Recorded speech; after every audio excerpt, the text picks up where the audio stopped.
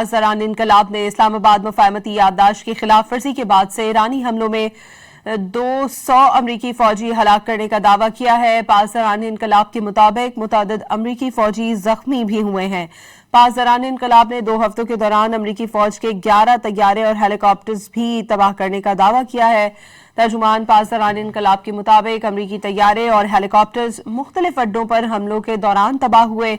7 command and control system, 3 satellite communication systems और patriot समेत मुख्तलिफ दिफाई निज़ामों के कई रेडार्स की तबाही का भी दावा किया गया है।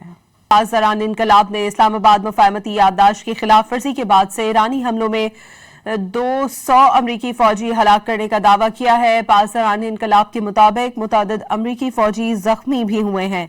पास दौरान इनकलाब ने 2 हफ्तों के दौरान अमरीकी फौज के 11 तैयारे और हेलीकॉप्टर्स भी तबाह करने का दावा किया है। तर्जुमान पास दौरान इनकलाब के मुताबिक अमरीकी तैयारे और हेलीकॉप्टर्स मुख्तलिफ अड्डों पर हमलों के दौरान तबाह हुए।